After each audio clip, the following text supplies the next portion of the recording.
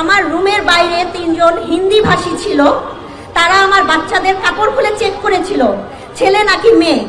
সেখানে আরো অনেক কর্মকর্তাদের বাচ্চা ছিল, যাদের ছেলে বাচ্চা চেনা যাচ্ছিল, তাদেরকেও তারা মেরে ফেলতে চেয়েছিল। তারাও হিন্দি ভাষী ছিল।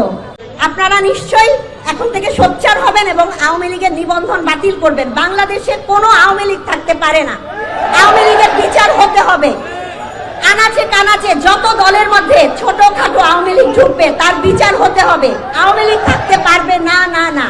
আমি শহীদ মেজর তানভীর হায়দার নূরের স্ত্রী। আমার নাম তাসনুভা মাহা। আমি আজকে ইনকিলাব মঞ্চের প্ল্যাটফর্মে দাঁড়িয়েছি। আমি একজন সেনা কর্মকর্তার স্ত্রী। আমার আজকে এই জায়গায় আসার কথা না, কিন্তু আজকে আমি বাধ্য হয়ে আপনাদের সামনে এসেছি।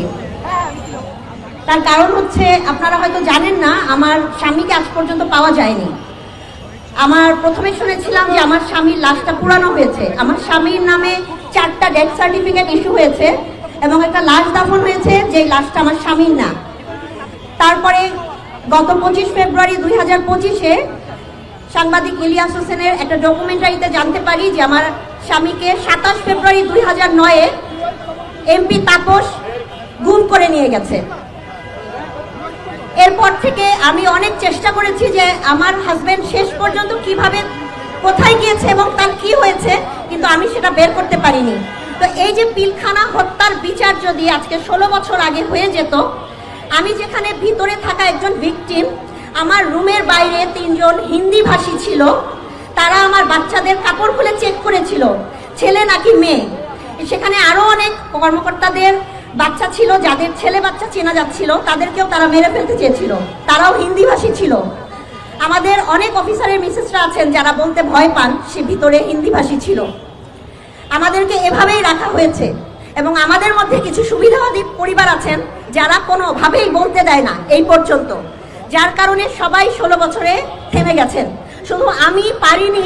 আমার স্বামীর না লাশ আছে, না তাকে আমি কোনো কিছু ট্রেস পেয়েছি তার কি অবস্থা আছে, এবং আমি কখনোই 16 বছরে মেনে নিতে পারিনি, কোনো কিছু দিয়ে আমাকে বন্ধ করতে পারেনি। সেই কারণে আমি বারবার 16 বছরে না চাকরি পেয়েছি, না আমার বাচ্চাদেরকে কোনো জায়গায় স্ট্যাবলিশ করতে দেওয়া হয়েছে। আমি জানি না এই প্ল্যাটফর্মে দাঁড়ানোর কারণে আমার কি হবে।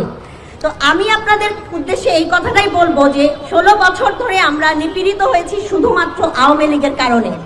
16 বছর আগে 2008-এর 29 ডিসেম্বরে যেই ভোটটা দিয়ে ভোট হওয়ার পরে আওয়ামী লীগ বসেছিল, সেই আওয়ামী লীগের কারণে কিন্তু আজকে পর্যন্ত আমরা এত নিপীড়নের শিকার। এই জুলাই আন্দোলনে এত কিছু হলো, এত সন্তান মারা গেল, এত মা বুকহারা হলো। এর বিচার যদি, আওয়ামী লীগের বিচার যদি আপনাদের মাধ্যমে না হয়, আপনারা যদি না করতে পারেন, তাহলে আমরা কিন্তু কখনোই আর মাথা তুলে দাঁড়াতে পারবো না। আমাদের সন্তানরা মৃত্যুবরণ করবে এবং আমরাও করব, আপনারাও করবেন। বাংলাদেশ কখনোই আর বাংলাদেশ হতে পারবে না, আওয়ামী লীগের পায়ের নিচেই থেকে যাবে ইনশাল্লাহ। তো আপনারা নিশ্চয়ই এখন থেকে সোচ্চার হবেন এবং আওয়ামী লীগের নিবন্ধন বাতিল করবেন। বাংলাদেশে কোনো আওয়ামী লীগ থাকতে পারে না। আওয়ামী লীগের বিচার হতে হবে।